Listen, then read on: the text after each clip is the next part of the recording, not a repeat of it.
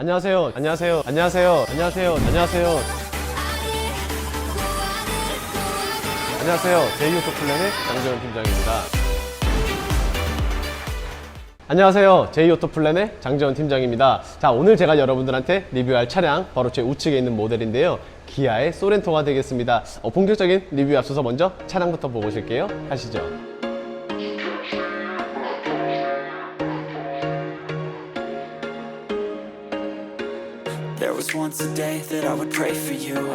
자, 본격적으로 리뷰 한번 시작을 해볼 텐데요. 우선 그 전에 앞서 오늘의 차량에 대해서 잠깐 설명을 드리면은 기아의 소렌토입니다. 요즘 하이브리드가 대세라고는 하지만 이번 차량 같은 경우에는 하이브리드가 아니라 2.5 가솔린 모델이고요. 승차 정원은 5인승 그리고 4륜 구동이 아니라 2륜 구동을 가지고 있으며 옵션은 딱 두 가지밖에 없습니다. 하나는 지금 보시는 것처럼 외장 컬러인 스노우 화이트 펄, 그리고 나머지 하나는 드라이브 와이즈, 이렇게 딱 두 가지만 들어가 있는데요. 사실 거의 깡통이라고 봐도 뭐 무난할 것 같지만 사실상 드라이브 와이즈는 이제는 선택이 아니라 거의 필수적인 옵션이라고 생각이 되는데, 왜 그런지 한번 설명을 드리고 등급 같은 경우에는 노블레스라는 점 참고하면서 리뷰 시작해 볼게요.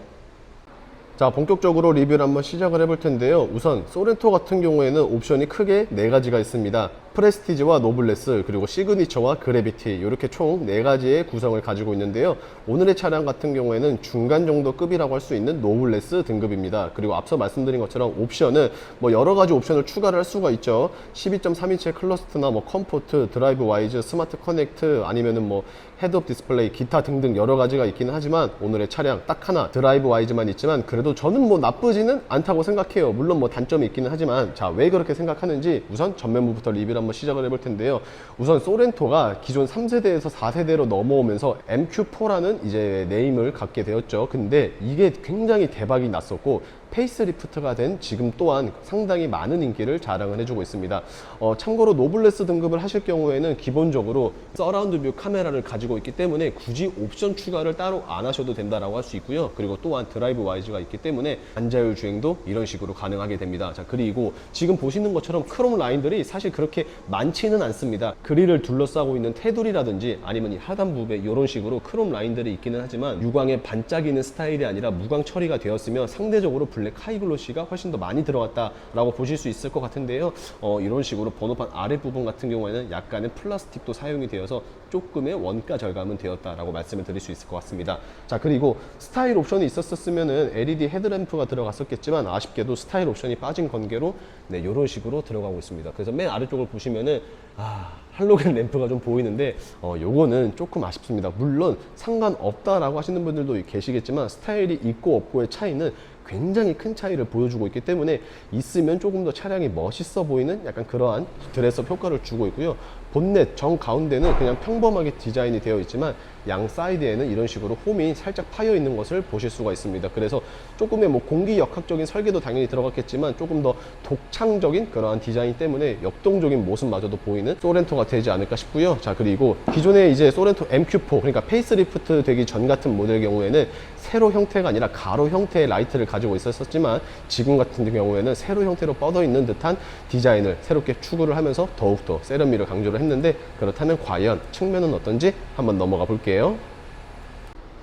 자, 그리고 소렌토 측면 부분으로 넘어왔는데요. 사실 중형급이라고 표기는 되어 있지만 제 생각에는 준대형급으로 보시는 게 가장 맞지 않을까 싶습니다. 그래서 같은 준대형급으로는 뭐 산타페를 뽑을 수 있을 것 같고요. 중형급에서는 흔히들 생각하시는 스포티지나 투싼 뭐 요 정도가 적절하지 않을까라고 생각이 되고 있는데, 자, 아무튼 전장 길이 같은 경우에는 4,815mm, 그리고 휠 베이스는 2,815mm로 그렇게 큰 사이즈는 아닙니다. 하지만 전륜 구동을 기반으로 만들어진 자동차이기 때문에 사실상 실내 공간은 수입차보다는 훨씬 더 넓은 정도를 가지고 있다라고 말씀을 드릴 수 있을 것 같은데, 기본적으로 휠은 18인치를 가지고 있습니다. 만약에 스타일 옵션이 장착이 되었다면 휠이 디자인이 조금 바뀌어지게 되는데 이러한 디자인이 들어가 있다는 점 참고해 봐 주시면 될 것 같고요.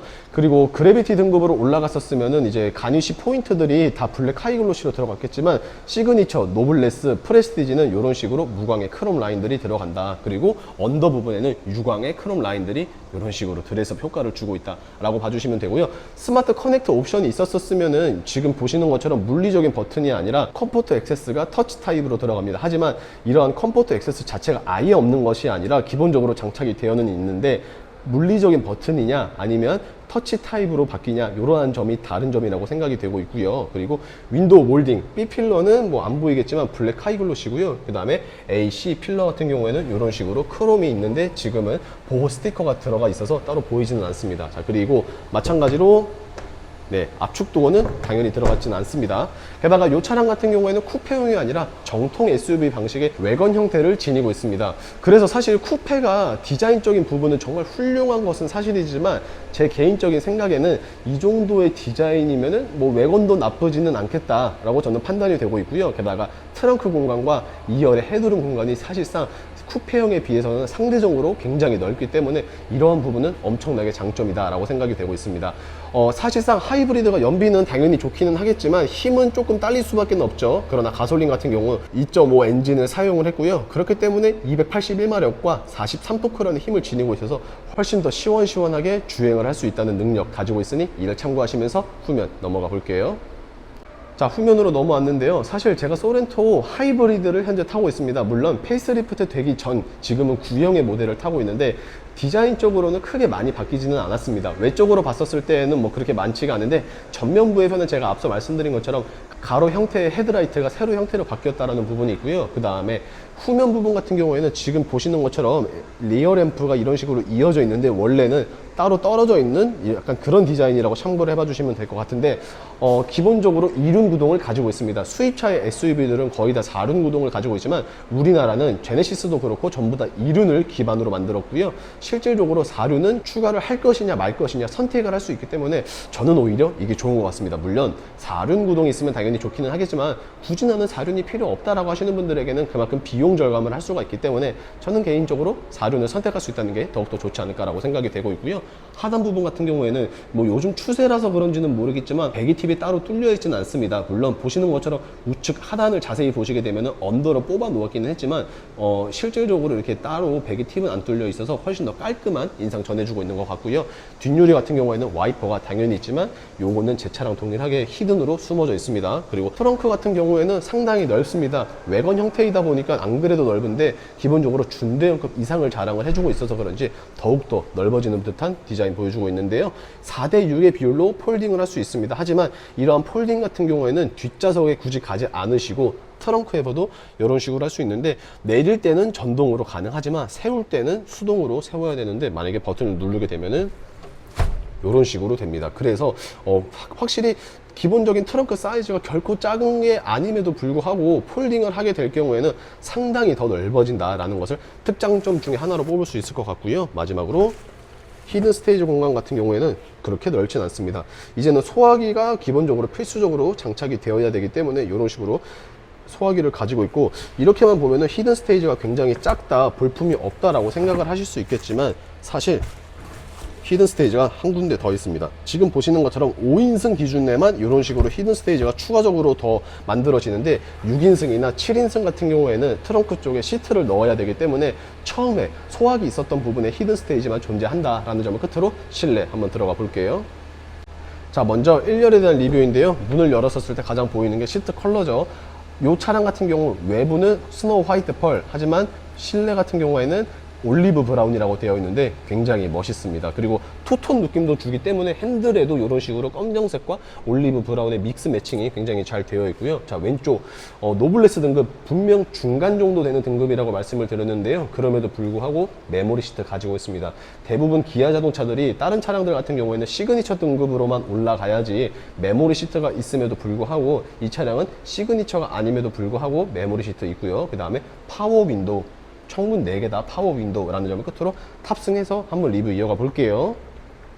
자, 실내로 넘어오게 되었습니다. 이렇게 핸들은 아까 말씀드린 것처럼 투톤의 핸들을 지향을 해주고 있고요. 자, 여기서 이제 옵션이 드라이브 와이즈 하나밖에 없기 때문에 옵션이 조금 달라지는 부분들이 굉장히 많을 것 같습니다. 우선은 헤드업 디스플레이, 빌트인 캠과 연관이 되어 있는데 아쉽게도 이 옵션 없으므로 따로 헤드업 디스플레이는 없고요. 그리고 크렐 사운드 시스템 또한 없기 때문에 일반 스피커가 그냥 들어간다라고 봐주시면 되고요. 마지막으로 스마트 커넥터가 없으므로 지문 인증 시스템은 없습니다. 그렇기 때문에 많이 없다라고 생각이 될 수는 있겠지만, 그래도 기본적으로 노블레스 등급까지만 올라와도 상당히 훌륭하다라고 저는 생각이 되는데, 일단 드라이브 와이즈가 있었기 때문에 전면에서 말씀드린 것처럼 반자율 주행 이런 식으로 소화를 해주고 있고요. 노블레스부터는 서라운드 뷰 카메라가 기본적인 포함이죠. 그래서 후진 기어를 넣게 되면은 이런 식으로 서라운드 뷰 카메라 함께 있다는 것 만나보실 수 있으며, 차선 변경을 하실 때 깜빡이를 만약에 킨다? 그럼 후측방 모니터 당연히 보여주고 있습니다. 이게 만약에 모니터링 팩을 떠나서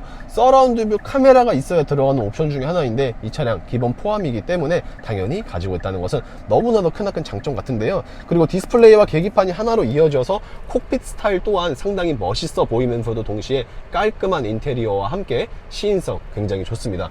전체적인 디자인에 대해서 한번 쭉 보시게 되면은 이런 식으로 마감 처리가 굉장히 깔끔하게 잘 되어 있는데, 자, 그리고 지금 보시는 것처럼 알루미늄 약간 같은 이제 그런 소재를 인테리어 트림으로 썼기 때문에 상당히 좋습니다. 게다가 페이스리프트가 되었기 때문에 실내에 있어서 굉장히 많은 것들이 뭐 짜잘짜잘한 것들이 변한다고 했는데, 가장 큰 점은 이 판넬 자체가 이제는 하나의 원 패널로 들어갔고요. 그 다음에 공조기 나오는 바람 버튼 또한 이런 식으로 달라졌습니다.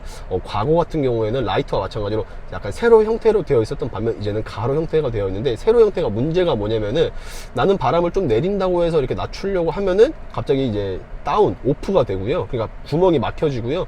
이게 조금 저는 불편했었는데, 이번 신형 소렌토 같은 경우에는 그런 걱정 전혀 없지 않나 라고 생각이 되면서 2열 한번 넘어가 볼게요. 자, 그리고 2열로 넘어오게 되었는데요. 2열 같은 경우는 뭐 그렇게 높은 각도는 아니지만 약간의 리클라이닝 기능을 조절할 수 있게끔 이렇게 레버가 있습니다. 물론 비닐 커버가 씌워져 있어서 잘 안 보일 수는 있겠지만, 제가 일부러 시트를 조금 다르게 해놨는데 이런 식으로 각도의 차이를 보일 수가 있고요. 자, 그리고 당연히 2존 에어컨입니다. 뭐 3존, 4존 기대를 하시면 안 되는데, 등급이 올라가도 요 공조기의 범위는 마찬가지인데, 그 대신에 아래쪽을 보시게 되면은 시거잭과 더불어 220V의 이런 식으로 충전 단자, 당연히 장점이라고 생각됩니다. 썬루프 같은 경우 수입차는 기본 제공, 하지만 국산차는 기본 제공 아니죠. 차종마다 조금씩 금액은 다르지만 옵션을 추가를 하냐 안 하냐에 따라서 이런 식으로 차이점 보여주고 있고요. 굉장히 넓습니다. 앞서 말씀드린 것처럼 후륜 구동이 아니라 전륜 구동으로 되어 있기 때문에 정 가운데 사람이 앉는다 한들 전혀 불편함은 없을 것 같고요. 센터 콘솔, 즉 암레스트가 있기는 하지만 이런 식으로 컵홀더가 가운데에도 있습니다. 그래서 컵 수납을 총 4군데에서 할 수 있다는 장점 분명히 가지고 있는 것 같고요. 소소하긴 하지만 그래도 이런 식으로 썬블라인드를 지니고 있기 때문에 패밀리카로 보시는 분들, 솔직히 아시는 분들은 다 아실 거고 웬만하면은 뭐 모르는 분들이 없을 것 같은데, 패밀리카로 전혀 손색이 없고 실제로 그렇게 하시는 분들이 많기 때문에 저는 강력하게 추천드리면서 오늘 최종 리뷰 한번 끝내볼게요.